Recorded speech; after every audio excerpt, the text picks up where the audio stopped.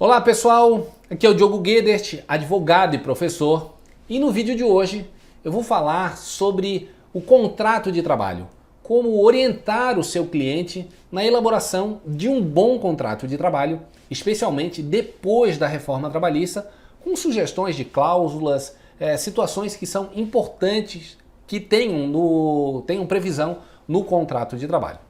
O contrato de trabalho, então, ele tem uma relevância muito grande nessa relação entre empresa e o seu empregado, porque é o ponto de partida das regras que vão ser estabelecidas para a continuidade nessa relação, então, de trabalho entre a prestação de serviços pelo empregado ao seu empregador.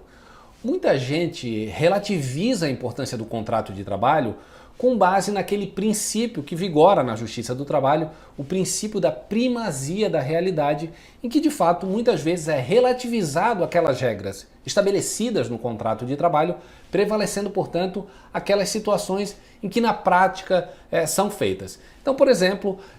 nós temos uma previsão de uma determinada jornada de trabalho estabelecida no contrato de trabalho, lá na cláusula X do contrato de trabalho, mas na prática, na realidade, a jornada é outra. Está previsto, por exemplo, uma jornada diurna, mas na prática aquele empregado está fazendo uma jornada noturna. Então, ainda que tenha uma previsão, de fato, no contrato de trabalho estabelecendo uma jornada diurna, vai prevalecer a realidade fática, a aplicação do princípio dessa primazia da realidade, vai prevalecer aquelas regras, não aquelas contidas no contrato, mas aquilo que efetivamente está ocorrendo na prática.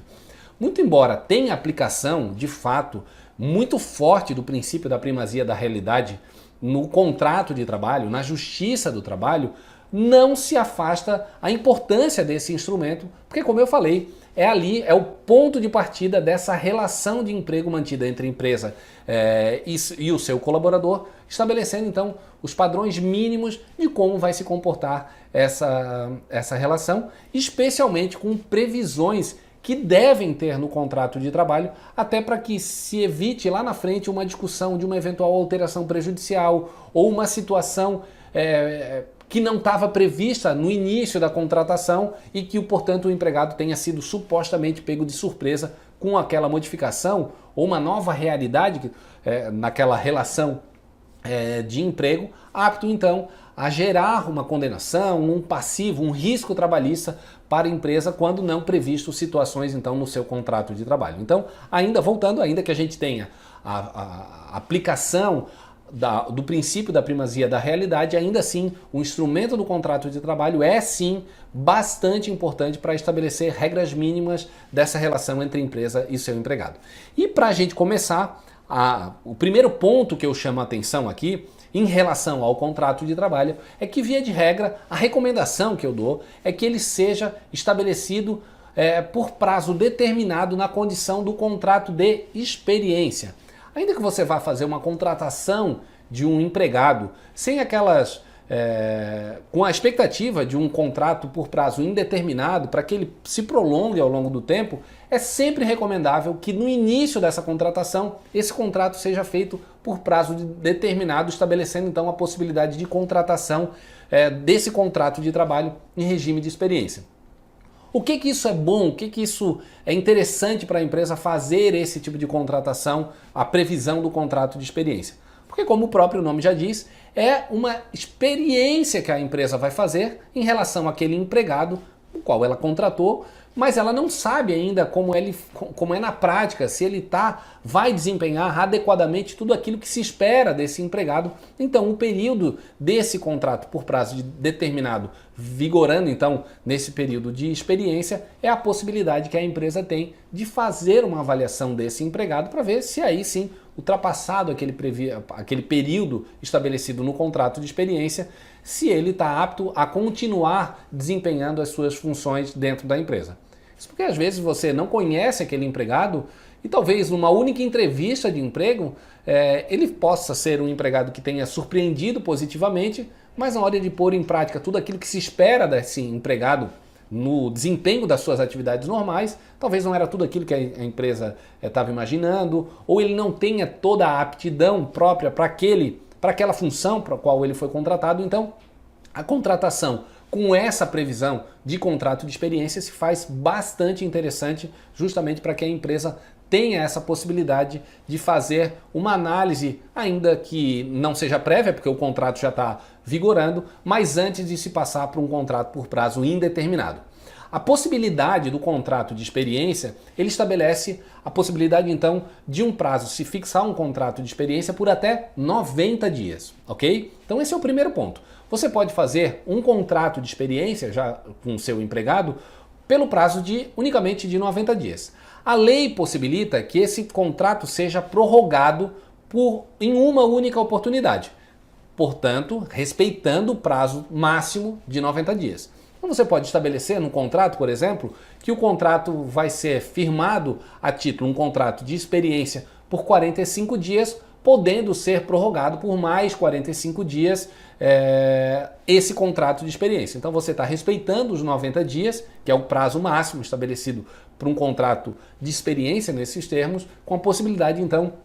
de uma única prorrogação. Você pode estabelecer 30 dias mais 60 ou o contrário, 60 dias mais 30. Você pode estabelecer um prazo menor, 20 dias mais 20 dias, e a partir da segunda prorrogação, você não pode daí elastecer até os 90 dias, porque daí ele já passa a ser por prazo indeterminado. O fato é que dentro de 90 dias e possibilitando que seja feito dentro desses 90 dias uma prorrogação, vai ser da conveniência da empresa qual é o prazo mais interessante para a sua realidade. Empresas talvez que precisam de uma avaliação muito mais rápida em relação a esse empregado podem estabelecer, por exemplo, 10 dias do primeiro período de experiência prorrogáveis por mais 10 dias. Se ele passou por esse período aí de adaptação, digamos assim, no seu contrato de trabalho, ultrapassado esse prazo, ele vai vigorar então por prazo indeterminado. Por que é importante fazer o contrato por prazo determinado? Então, estabelecer esse contrato como se for de contrato de experiência. É porque se a empresa já contratar um empregado que ela não conhece como é que é o desempenho das suas atividades e ele não atender adequadamente aquilo que estava se esperando, o desligamento desse empregado vai seguir todas as regras de um desligamento de um contrato por prazo indeterminado, como se fosse uma demissão sem justa causa, ou seja, com direito a aviso prévio, com direito do empregado à multa do fundo de garantia, enfim, os direitos que são decorrentes de uma demissão sem justa causa em um contrato por prazo indeterminado. Então, por conta disso, tem relevância sim o estabelecimento de um contrato por prazo de experiência. Então, voltando, possibilidade em até 90 dias, prorrogáveis por uma única vez. Eu trabalho meu escritório fica num prédio que tem um call center, aqui uma empresa que funciona como call center, e esses dias numa conversa de atendentes ali no elevador, eu estava ouvindo ali elas questionarem ali, olha, tem uma ilegalidade aqui no meu contrato de trabalho, porque fizeram por experiência, mas de 30 dias e não 45 mais 45. Isso não é uma obrigação legal. Via de regra, você vai visualizar a possibilidade de contratação no prazo máximo de 90 dias e geralmente dividido em 45 mais 45. Mas as regras dessa divisão vai ser estabelecida pela empresa sem qualquer ilegalidade nessa divisão de períodos, desde que respeitado o prazo máximo de 90 e prorrogado então por uma única vez. Tá? Em relação ao contrato de experiência, eu chamo a atenção para um detalhe que eu chamo que é o pulo do gato uma previsão importante que pode ter no contrato de trabalho em relação a esse período de experiência. Muitas vezes, não só é um período de adaptação da empresa em relação a esse empregado, como do próprio empregado fazer uma análise se aquele é realmente o local de trabalho que ele estava imaginando que era o que ele estava almejando para se recolocar no mercado de trabalho. E por vezes, o empregado também não tem aquela expectativa do qual ele pretendia no início da sua contratação e ele simplesmente deixa de vir a continuar a prestação de serviços e a empresa fica naquele dilema: o que fazer? Esperar até o término daquele prazo determinado para fazer o desligamento ou não, faço a rescisão já de imediato daquele contrato de trabalho. Vamos lá. A sugestão que eu dou, o pulo do gato que eu chamo numa situação dessa natureza, é estabelecer no contrato de experiência a possibilidade de que, caso aquele empregado comece a faltar injustificadamente por um período de até 5 dias, por exemplo, que já vai ficar caracterizado o abandono de emprego sem que haja necessidade da empresa prolongar todo o seu contrato de trabalho até o final. Então, digamos que o empregado foi contratado por um período de experiência de 45 dias. Trabalhou por um período de 10 dias apenas e simplesmente não veio mais. Então a empresa teria que esperar mais 35 dias até o término daquele contrato de trabalho. Então eu sugiro que você coloque uma previsão no próprio contrato de trabalho, estabelecendo então a possibilidade de rescisão antecipada por justa causa desse contrato de experiência em caso de abandono e faltas injustificadas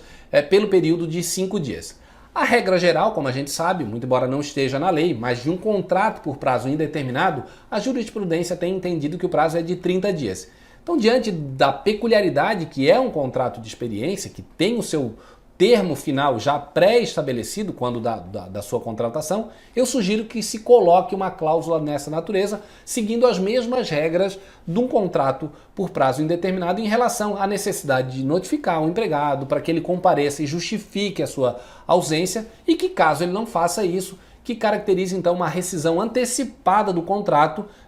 por culpa do empregado, nesse caso pelo abandono de emprego, sem ter a necessidade da empresa fazer o pagamento do período restante até o término daquele contrato de trabalho. Diogo, tem um risco nessa cláusula? Tem, de fato tem. Mas eu acho importante que você tenha esse tipo de previsão que é plenamente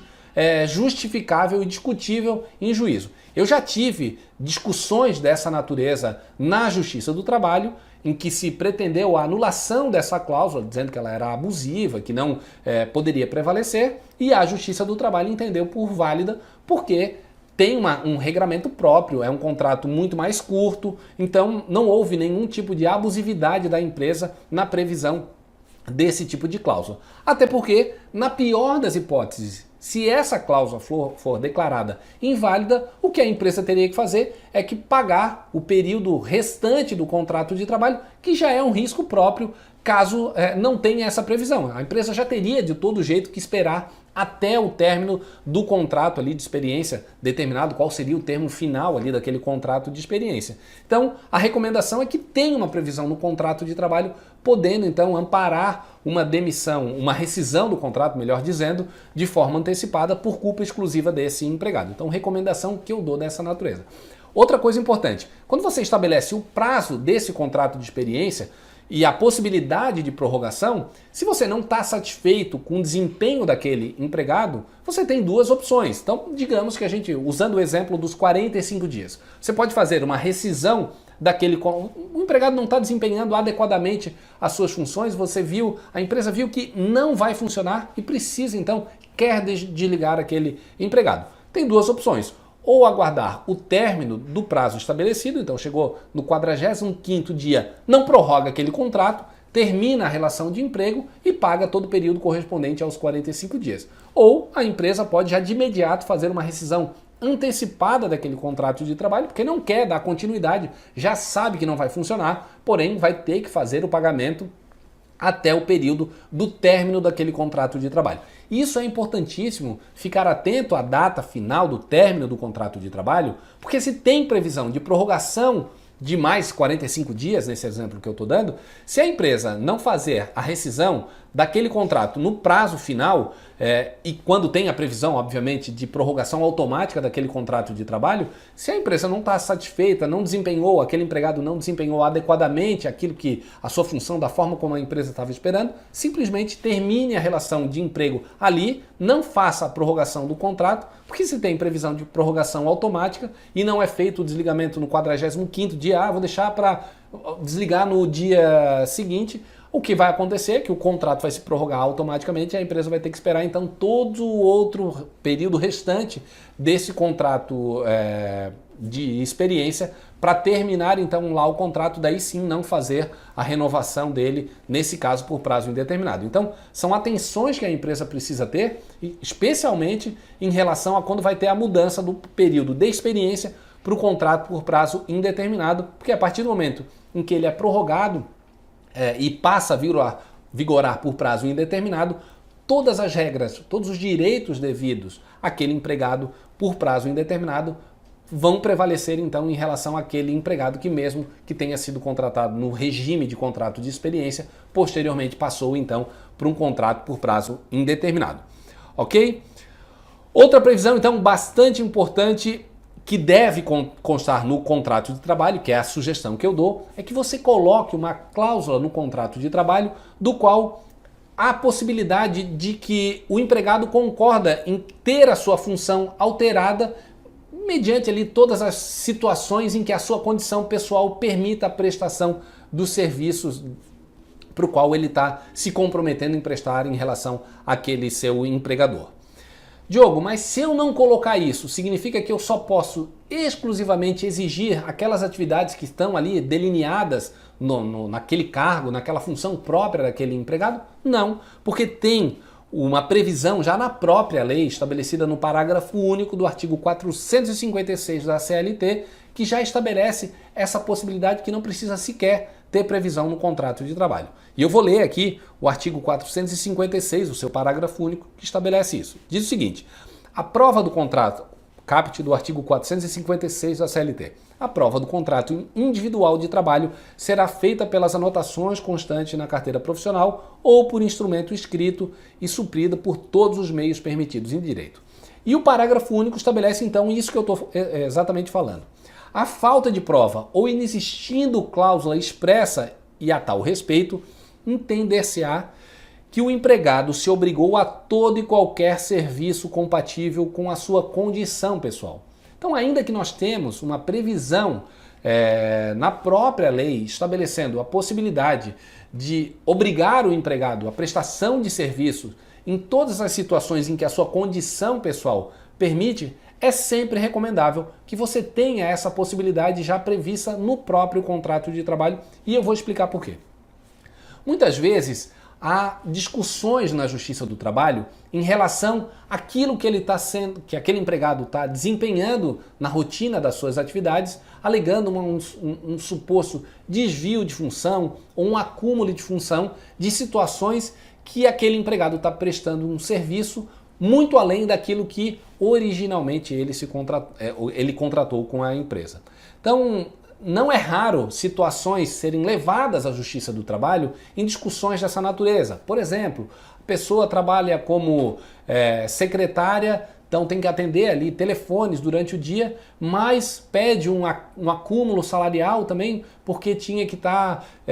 fazendo a digitalização de alguns documentos no escritório do qual ela trabalhava. Então, situações dessa natureza, é sempre importante que você tenha esse tipo de previsão no contrato de trabalho, permitindo o desempenho de atividades que vão além daquele pelo qual a empresa contratou aquele empregado,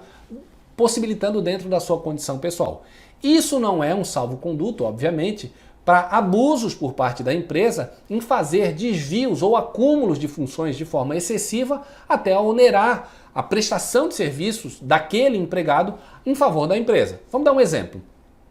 O fato de permitir que a pessoa acumule outros serviços, outras atividades do qual a sua condição pessoal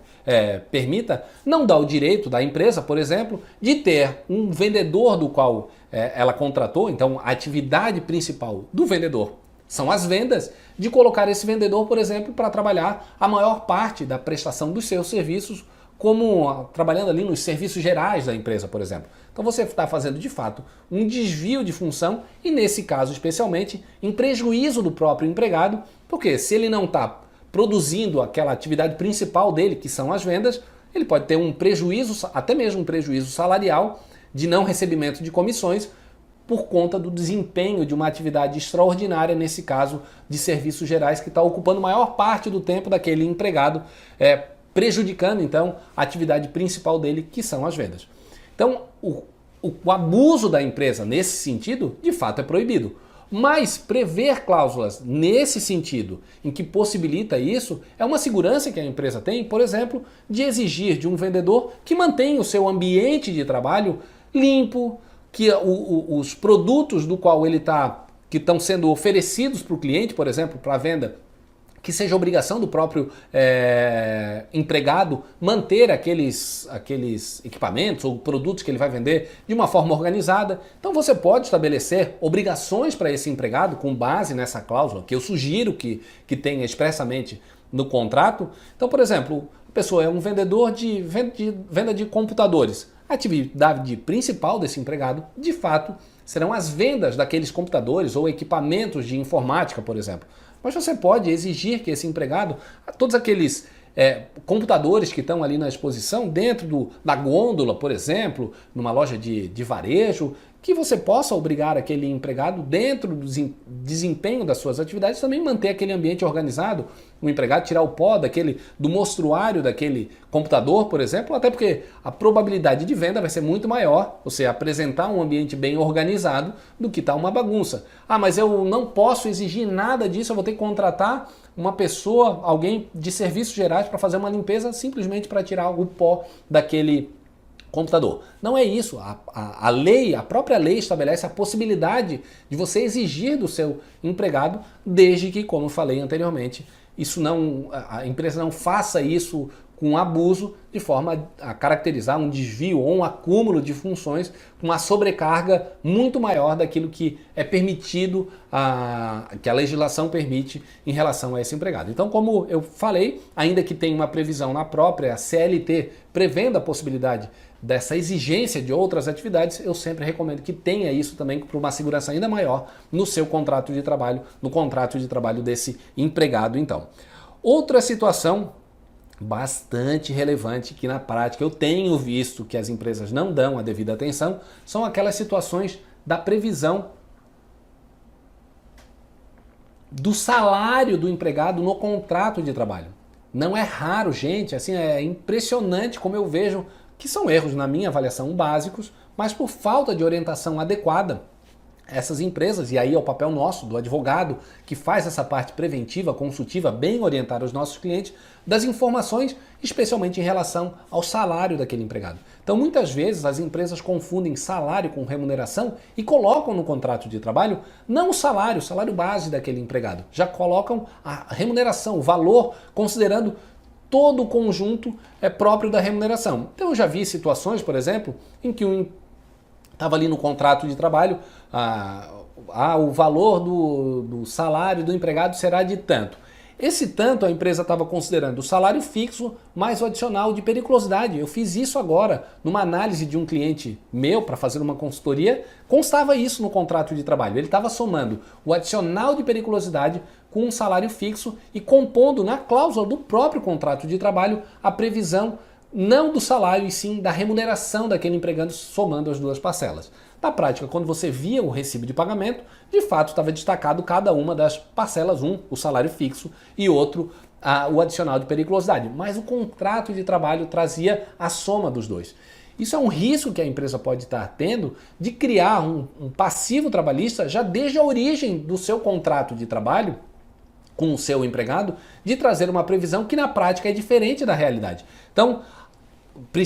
é importante que se conche ali qual é o valor do salário, mas oriente o seu cliente a não somar todas as parcelas devidas por conta da remuneração, aí sim, daquele empregado, então destacar. Cargo de gerente, por exemplo, muitas vezes as empresas somam a gratificação de função com um salário, considerando tudo uma coisa só. Então, ainda que você coloque isso no seu contrato de trabalho, que é um gerente que vai receber também a gratificação de função, então, se você quer trazer essa previsão no contrato de trabalho, quando você vai tratar do valor a ser recebido por esse empregado, trate que vai receber um salário fixo de tanto, mais a gratificação de função de 40% no valor de X, aí sim não tem problema. Agora, somar os dois, a empresa pode estar criando um passivo trabalhista muito grande, porque lá na frente pode ser discutido que ele a empresa teria se obrigado a pagar um valor X e na hora de fazer o pagamento ela estava desmembrando aquele valor do qual ela se obrigou no contrato de trabalho e, portanto, esse empregado certamente vai pedir diferenças salariais e a probabilidade de essa ação ser julgada favoravelmente ao empregado é muito grande. Tá, Diogo, mas você disse lá no início que não tem o princípio da primazia da realidade, que vai prevalecer, então, de fato, o que está na prática do que aquelas condições estabelecidas no contrato de trabalho? Vai, e isso pode ser uma boa tese de defesa para você utilizar para tentar afastar uma condenação dessa natureza. Mas eu recomendo que você não se prenda à segurança da utilização desse princípio da primazia da realidade, porque a gente sabe também, ainda que nós temos esse princípio da primazia da realidade, mas as cláusulas, as condições do contrato de trabalho sempre devem ser interpretadas de forma mais favorável ao empregado. Então, ainda que seja um bom argumento para você tentar justificar essa imprecisão nas informações do contrato de trabalho, é muito mais conveniente que você tenha uma orientação adequada, que passe uma orientação adequada para o seu cliente, para não cometer esse tipo de deslize, para depois, lá futuramente, tentar sustentar uma tese que ainda assim eu reputo com uma certa fragilidade, porque a probabilidade de fato de ser reconhecida uma diferença salarial em discussões dessa natureza, como eu estou trazendo aqui agora, seriam muito grandes, como eu falei, de serem julgadas favoravelmente ao empregado. Então, sempre orientando a importância do empregador colocar no contrato de trabalho o salário não considerando todo, não somando todas as parcelas. Outra situação importante que também não é raro a gente ver na prática, naquelas situações em que o empregado ele é um comissionista misto, tem a previsão lá de um salário fixo e mais comissões e coloca isso no contrato de trabalho. Mas às vezes não se tem em lugar nenhum qual é o percentual da comissão do qual a empresa contratou com aquele empregado. Então, salário mínimo mais comissões, por exemplo, é o que diz o contrato de trabalho. Mas não se estabelece qual é o valor, então, dessa comissão devida ao empregado. E daí o empregado lá na frente entra com uma ação trabalhista dizendo, olha, o que foi acordado com o meu empregador era de um percentual de comissão de 0,8% e o meu empregador pagava, na verdade, 0,6%. Então, se você está estabelecendo um pagamento de um salário fixo mais a comissão, eu sugiro que se coloque já no contrato de trabalho qual é o percentual de comissão devida a esse empregado. Além, obviamente, de previsão no contrato de trabalho, que isso conste também na carteira de trabalho. Mas é importante que tenha em algum lugar estabelecendo qual é o percentual de comissionamento devido a esse empregado, e o contrato de trabalho certamente também é um local em que deve ter essa previsão, já para evitar discussões futuras de uma eventual discordância ou divergência em um percentual de comissionamento daquilo pelo qual esse empregado foi contratado, ok? Outra situação que eu chamo a atenção também, é importante que a gente tenha uma previsão já expressa no contrato de trabalho, é a autorização de desconto em folha, já prevendo essa possibilidade. A gente tem aqueles descontos já naturais, decorrentes da lei, da possibilidade, por exemplo, de adiantamentos de valores, de empréstimos contratados, tem regulamento próprio da legislação a respeito disso, mas outras situações também prevendo a possibilidade de desconto. Por exemplo, a empresa tem uma associação de empregados e a adesão a essa associação vai ser feita através de um desconto na folha de pagamento, então que tenha no próprio contrato de trabalho a autorização do empregado nesses descontos estabelecidos. Possibilidade, por exemplo, de danos ao patrimônio da empresa. Então, o empregado quebrou um telefone, se vai ser cobrado desse empregado, então é importante que tenha a previsão já no contrato de trabalho da possibilidade de se fazer esse desconto por conta de danos ao patrimônio, em caso de culpa desse empregado, desses danos aí, então, ao patrimônio da empresa. Empregado, por exemplo, que exerce atividade externa, utiliza veículo da empresa, que tenha previsão também no próprio contrato de trabalho, por que não, da possibilidade de caso alguma irregularidade por conta de multas numa direção perigosa ou situações que são próprias de uma falha do empregado e não da empresa. Então, o empregado está utilizando um carro da empresa com o farol queimado e foi multado por conta disso. Obviamente, você não pode transferir a responsabilidade do pagamento dessa multa por culpa do veículo que você está entregando para esse empregado sem condições de estar rodando adequadamente e sofrendo então as penalizações ali das leis de trânsito por conta disso. Agora, um excesso de velocidade, ultrapassar um sinal vermelho, ou seja, uma culpa própria do empregado na condução daquele veículo, você pode estabelecer isso então já no contrato de trabalho, inclusive com possibilidade de desconto dessa multa aplicada aí a empresa por conta de uma conduta aí, irregular, digamos assim, desse empregado na condução daquele veículo. Então a sugestão é que se tenha então previsões dessa natureza também no contrato de trabalho. Outra situação extremamente importante que na prática a gente vê situações diárias que acontecem de discussões dessa natureza. A possibilidade de alteração da jornada de trabalho já no contrato de trabalho. Então nós temos lá, não custa lembrar, o artigo 468 da CLT, que proíbe aquelas alterações que causem, direta ou indiretamente, prejuízo ao empregado. Então se você não tem uma previsão flexibilizando a possibilidade de alterar a jornada de trabalho daquele empregado, você pode estar correndo um sério risco de deixar engessada a sua operação, porque se você não estabeleceu isso, acordou isso, a possibilidade de assim fazê-lo lá na frente, dentro da sua conveniência, ser questionado por esse empregado, essa alteração tida como prejudicial a ele,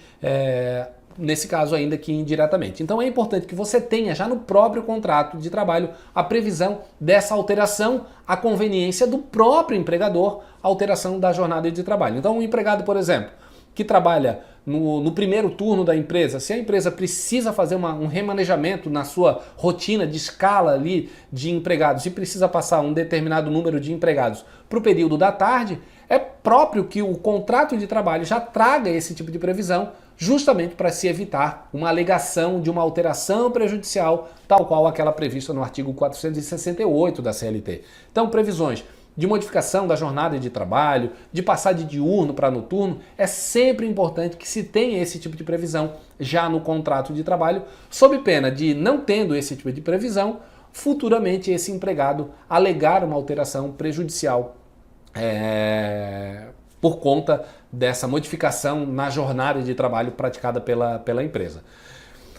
Isso, ainda que tenha uma previsão no contrato de trabalho, obviamente não é um salvo-conduto para a empresa utilizar-se desse subterfúgio para criar alguns constrangimentos ao empregado. Vou dar um exemplo. O empregado estuda à noite, faz faculdade à noite, é do conhecimento da própria empresa que ele está ali fazendo a sua faculdade. E às vezes, e isso também não é raro de acontecer, de uma forma completamente ilegal, indevida, um abuso no poder diretivo da empresa, a empresa, na tentativa de criar um constrangimento, até fazer com que esse empregado peça demissão, acaba alterando a sua jornada de trabalho, botando ele no turno da noite, por exemplo, porque vai saber que assim vai criar um problema para esse empregado, porque vai conflitar o horário de trabalho com o da sua faculdade. Então, ainda que você tenha uma previsão no próprio contrato de trabalho, isso não pode servir como um abuso nesse direito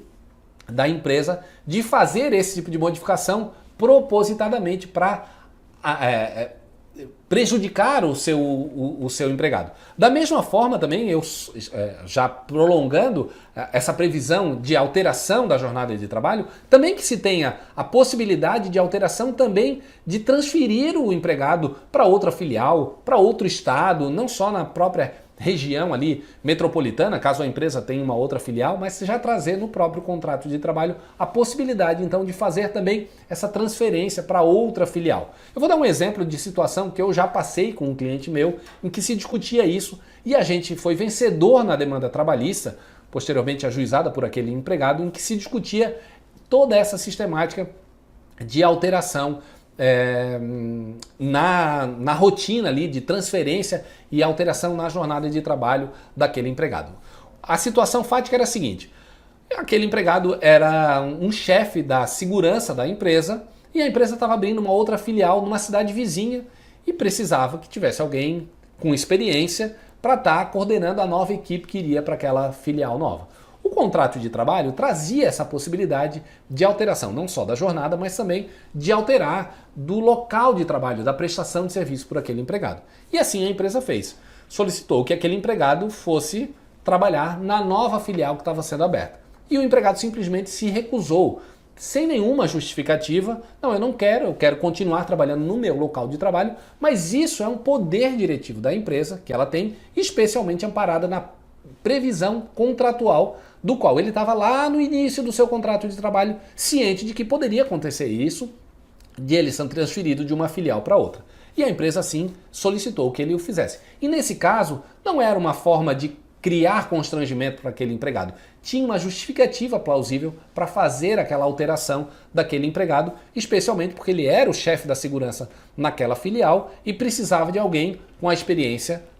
dele numa filial nova, até para treinar a nova equipe, e ele se recusou assim a fazê-lo. O que a empresa fez? Notificou, ó, você precisa ir trabalhar na sua nova unidade, esse é o seu novo posto de trabalho, e ele foi completamente intransigente e disse que daquele local de trabalho não só ele não saía, como ele queria ver quem é que ia tirá-lo daquele local de trabalho. Obviamente, a gente adotou todas as cautelas, com uma orientação jurídica, eu fui acompanhando toda essa situação. O gerente de operações foi lá, notificou ele, documentou essa possibilidade, ó, você tem que ir para a nova filial, e diante daquela recusa, inclusive numa situação ali bem complicada,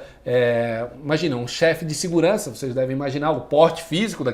daquela pessoa, e naquela situação especificamente, o gerente ali de operações era uma pessoa muito mais franzina e estava se sentindo um pouco ameaçado porque esse funcionário foi completamente intransigente e disse que não ia mudar de local de trabalho e queria saber quem seria, nas palavras dele, o homem para tirá-lo, para colocá-lo na nova função do qual a empresa estava exigindo. Então, cumprido esses procedimentos próprios e amparado no próprio contrato de trabalho do qual aquele empregado se obrigou lá na origem, a empresa notificou ele, falou que ele precisava se transferir para aquela nova filial, como ele desrespeitou aquela ordem, ele foi demitido por justa causa, por ato de insubordinação. Como eu falei, ele entrou com ação judicial discutindo um suposto abuso no poder diretivo da empresa, de que ele não estaria obrigado a se transferir, porque estava indo para um local mais longe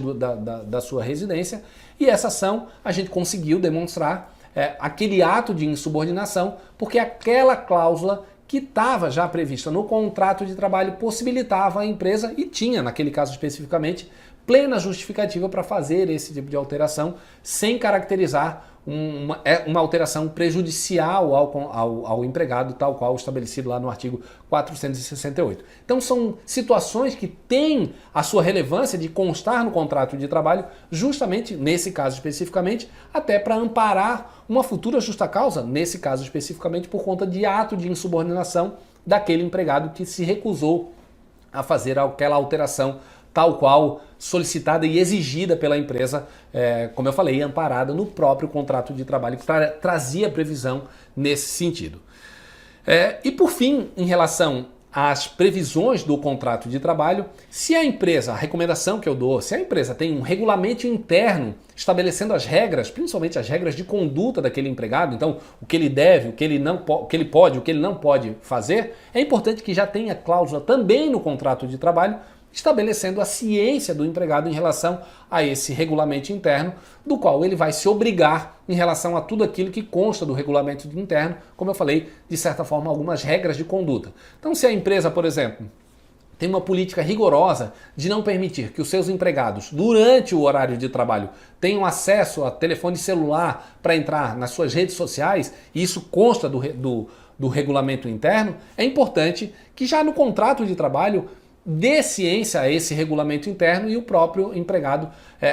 aponte ali que teve acesso a todos os termos desse regulamento interno, que são aquelas normas de conduta do qual a empresa exige a esse empregado, que pode, inclusive, em caso de descumprimento de algumas regras ali, chegar até uma demissão por justa causa daquele empregado. E quando eu falo da possibilidade de constar isso no próprio contrato de trabalho, com todas as regras ali do qual estão previstas no regimento interno, eu não estou dizendo para colocar as regras do regulamento ou do regimento interno no próprio termo do contrato de trabalho. Faz uma cláusula simples, mas remetendo a ciência do empregado aquele regulamento interno e, por óbvio, que aquele regulamento interno seja facilitado ou que o empregado efetivamente tenha ciência de todos os termos daquele regulamento interno. Porque às vezes tem empresas que colocam essa cláusula apenas como uma formalidade, mas deixa o regulamento interno lá guardado as 7 chaves e ninguém sabe o que tem no tal do regulamento interno da empresa. Então, se você está colocando uma cláusula nesse sentido de que está dando ciência àquele empregado, obviamente que você tem que permiti-lo que esse empregado tenha efetivamente acesso a todas as obrigações e deveres previstos então no regulamento interno. E agora eu vou chamar a atenção então de algumas previsões que é importante, que eu julgo importante, que se tenha no contrato de trabalho, especialmente depois da reforma trabalhista, alguns incrementos que são sugeridos para que se tenha no contrato de trabalho, até para que traga ainda mais segurança, com base em todas as alterações havidas por ocasião da reforma trabalhista. A primeira delas, então, é que tenha uma cláusula declarando a concordância mútua em relação à alteração do contrato de trabalho, conforme a necessidade e conveniência do empregador, para que se utilize, por exemplo, eu cito aqui algumas situações. O trabalho em tempo parcial, aquele previsto lá no artigo 58A da CLT, a possibilidade do banco de horas, artigo 59, parágrafo 2º e 5º da CLT, a possibilidade de prorrogação e compensação de jornada, também do artigo 59, parágrafo 6º. Caso a empresa também precise ajustar com aquele empregado uma compensação de jornada, por exemplo, que deve ser feito, a minha recomendação, a previsão de possibilidade de assim fazê-lo, ou através de um aditivo ou de um acordo individual para prorrogação, mas que tenha essa previsão no próprio contrato de trabalho. Tá, Diogo, mas se você já está fazendo a possibilidade de uma prorrogação já no início da contratação, não é mais conveniente já colocar no contrato de trabalho? Pode ser uma alternativa. Eu, na prática, eu não costumo fazer isso. Eu acho mais conveniente deixar qual é a jornada normal do qual ele está sendo contratado e fazer um acordo de compensação estabelecendo a forma como vai ser feita aquela compensação. Então, por exemplo, você faz a contratação do empregado para trabalhar de segunda a sábado,